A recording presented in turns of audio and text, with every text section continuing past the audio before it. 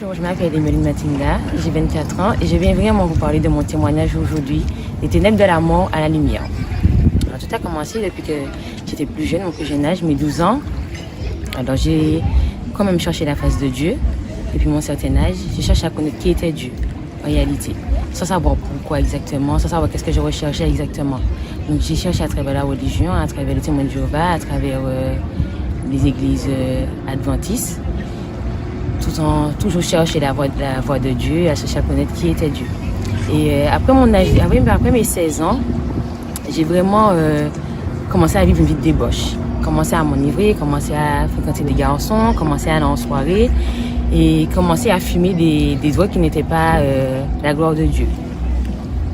En avançant, il faut savoir aussi que je recherchais de l'amour d'un père que je n'avais pas eu depuis mon plus jeune enfance. Donc je recherchais cet amour à travers des hommes. À travers des hommes, je voulais jamais être seule, jamais être,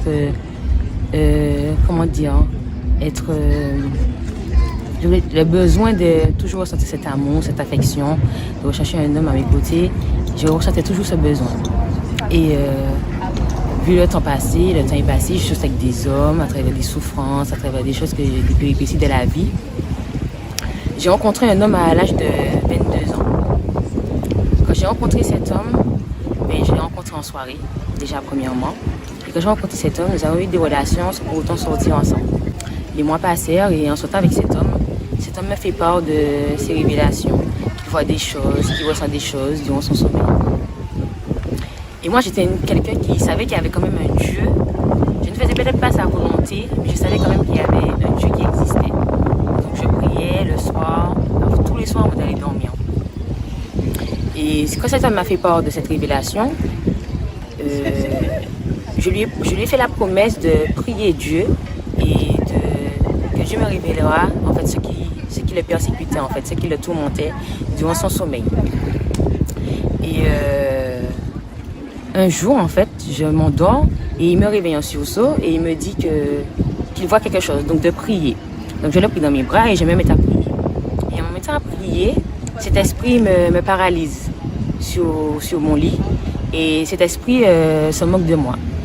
Alors moi qui continue à prier tout doucement, qui n'a aucune emprise et qui n'arrive pas à élever la voix, je continue à prier, rester concentré sur ma prière. Et cet esprit me dit clairement, ça fait longtemps que je fais ça, je travaille sur lui et c'est toi qui m'empêche de travailler sur lui. Et cet esprit part en riant. Donc les années passent, en fait le temps passe, j'en parle à cet homme qui me croit ou qui me croit pas, qui pense que c'est qu'un rêve. Donc je lui en parle et les jours passent. Donc je continue à prier. Et quelques temps après, je commence à faire des rêves de sang, de tête de mort et de choses. Donc je demande à ma mère quelles sont ses révélations. Et elle me dit qu'elle ne sait pas, donc de prier pour ses révélations. Et ma mère reçut en fait par prophétie que ses rêves c'est la domination. La domination de quelqu'un de quelque chose, de quelqu'un qui me domine à travers quelque chose. Mais il faut savoir que cet homme, je l'aimais énormément. Je l'aimais plus que moi. Je l'aimais plus que Dieu et je mettais vraiment ma famille de côté pour cet homme. Parce que c'était plus que tout pour moi. C'était vraiment la personne que je pensais que j'allais finir ma vie avec. Et quand je sors, quand ma mère me donne cette révélation, je continue à prier, mais tout en continuant à vivre ma vie de débauche, en continuant à aller en soirée, en continuant à fumer, en continuant à boire de l'alcool. Et quelques mois après, ma mère sort de prière et elle me téléphone en me disant qu'elle a me parler. Donc moi qui ne sais pas, sous le ton qu'elle m'a parlé, je me mets à me poser des questions, à me demander qu'est-ce que j'ai fait, qu'est-ce qui s'est passé et tout. Et arrivé à la maison, ma mère en pleurs m'explique que ma vie dépend de cet homme. Que si je ne quitte pas cet homme, que je peux mourir dans un accident.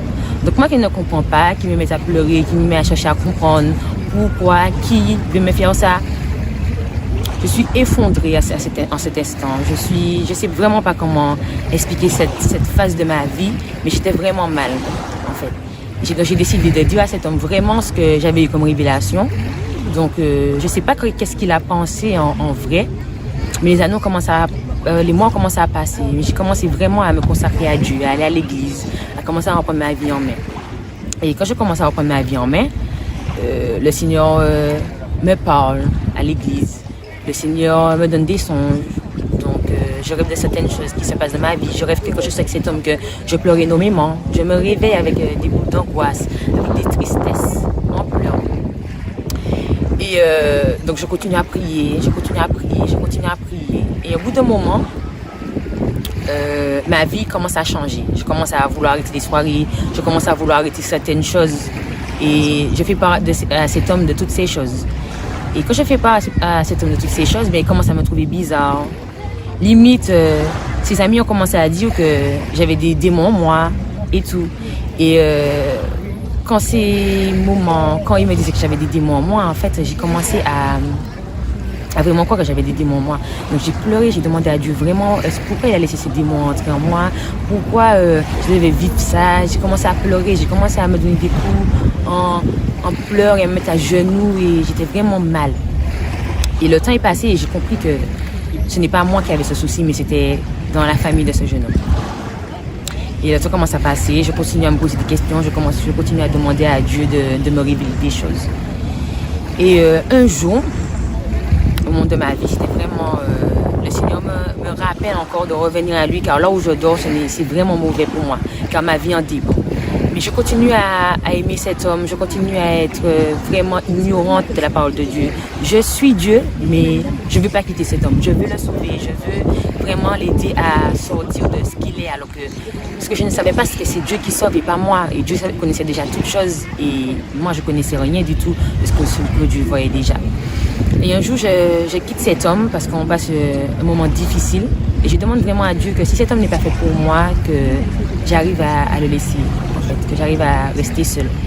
Et je quitte cet homme et quelques minutes après, juste quelques minutes, je sens que j'ai fait une grosse bêtise en fait, que je n'arrive pas à rester sans cet homme. Donc je lui demande de revenir avec moi et il me dit non, qu'il ne veut pas, que vraiment, qu'il ne veut plus de cette vie avec moi et tout. Donc je reste une semaine mal, vraiment de la tristesse, de ma peine. Et à la fin de semaine, cet homme me demande de venir me voir. Il vient me voir et tout. Et quand je vais le voir, donc on discute. Donc il me dit qu'on discute, est-ce qu'on revient ensemble ou pas. Et cet homme me dit que j'ai décidé de prendre la voie de Dieu. Donc est-ce que je décide, si je continue à suivre le chemin de Dieu, qu'il préfère me laisser. Et sinon, voilà. Et ce jour, à cet instant, j'aimais tellement cet homme que j'ai décidé de mettre Dieu de côté. Je lui ai dit que je mets Dieu de côté et que je le choisis lui. Et quand j'ai pris cette décision, bien, il ne m'a pas tout de suite dit qu'il retourne avec moi. Il m'a déposé chez moi et moi j'étais sûre qu'il n'allait pas revenir avec moi. Et cet homme m'envoie un message pour me dire que finalement qu'on retourne ensemble, que je peux revenir chez lui. Et à cet instant que j'ai pris cette décision, je sens que je suis heureuse d'être retournée avec cet homme, mais au fond de moi, j'ai pris une décision qui n'était pas bien. Et au fond de moi, j'avais une grosse tristesse, mais je ne savais pas d'où cette tristesse sortait. Et une semaine, je reste avec cet homme encore. Et une semaine, quand nous sommes revenus ensemble, je reste avec lui. Et on se remet ensemble, on passe des moments ensemble, mais au fond de moi, ça ne va pas. Donc le Seigneur me donne des songes, à travers des rêves, il me montre encore des choses, des tristesses, des moments où je pleure avec cet homme. Et vraiment, au week-end, j'aurais vu quelque chose de mal avec cet homme. Donc je vais à l'église le dimanche, et le dimanche soir, il me recontacte. Et il me dit que nous sortons. Et qu'on se met à sortir ensemble. Et le soir, je dors chez lui. Et pendant la nuit, j'ai vu quelque chose de terrible avec lui. Et le lendemain, quand je retourne chez ma mère, donc je demande à Dieu de vraiment me donner la force de pouvoir le quitter parce que je n'en peux plus de vivre de cette situation. Et là, le Seigneur revient à moi en me disant de quitter cet homme aujourd'hui, pas demain, ni après-demain, mais vraiment de quitter cet homme aujourd'hui parce que la souffrance sera plus dure. Et à ce moment, je me mets à pleurer, je me mets vraiment à obéir au Seigneur. Elle me dit que là, c'est le moment et que je ne peux plus vivre comme ça, que le Seigneur m'a déjà appelé 3 fois et que si je ne prends vraiment pas la décision, que je ne pourrais pas le prendre encore. Donc, je quitte cet homme. Et en le quittant, il me dit, quand je lui dis que c'est fini parce que je décide de suivre le chemin de Dieu, il m'a juste dit OK. Il m'a juste dit OK. Donc après, vraiment, j'ai eu contact avec cet homme, mais sans pour autant avoir de relation, sans pour autant avoir de rapport. Donc j'ai continué à vivre avec lui. jusqu'à ce que le Seigneur me révèle vraiment que cet homme n'est pas fait pour moi. Et aujourd'hui, je suis heureuse de cette situation parce que le Seigneur m'a permis de vivre cette chose afin que je puisse vraiment connaître sa gloire. Et aujourd'hui, je suis vraiment heureuse parce que j'ai appris à m'aimer seule, j'ai appris à vivre seule, j'ai appris vraiment à... L'amour dont j'avais besoin, en fait, je l'ai retrouvé dans le Seigneur, en fait. Le Seigneur m'a donné une paix que je n'avais pas, il m'a donné l'amour que je n'avais pas, il m'a vraiment restaurée. Et ça, c'est la meilleure des choses, en fait. Parce qu'aujourd'hui, je n'ai pas besoin d'homme pour vivre. Parce que je vis avec l'amour du Seigneur. Aujourd'hui, je vis bien. Aujourd'hui, les portes se sont ouvertes, je travaille. J'ai beaucoup de choses que je n'avais pas avant, que je les ai aujourd'hui, en fait. Et je veux vraiment encourager les jeunes parce que souvent on sort avec des gens sans pour autant sans pour autant chercher à connaître la famille, à connaître les membres de leur famille, à connaître l'histoire de leur famille. Et juste pour ça, en fait, on se met à avoir des rapports avec eux, en ayant des rapports avec eux, on forme une sorte de lien. Et ces liens peut-être nous ramènent à la mort, puisqu'on ne connaît vraiment pas cette famille. On ne sait pas à quoi notre vie est destinée. Et c'est peut-être destiné à la mort par rapport à toutes ces choses, ces choses sataniques, ces choses démoniaques que nous ne connaissons pas, en fait. Et je veux vraiment encourager les jeunes, encourager les jeunes filles, les jeunes garçons, hommes comme femmes, à vraiment connaître la gloire du Seigneur et à vraiment connaître l'amour de Dieu pour nous. Parce que vraiment attendre la destinée que Dieu nous a offerte, en fait, parce que Jésus, il est vraiment puissant dans tout ce qu'il fait pour moi, tout ce qu'il fait pour nous, parce que moi, il m'a beaucoup aidé, il m'a beaucoup restauré, et aujourd'hui, je vis une grande joie, et une grande paix et un grand amour avec lui.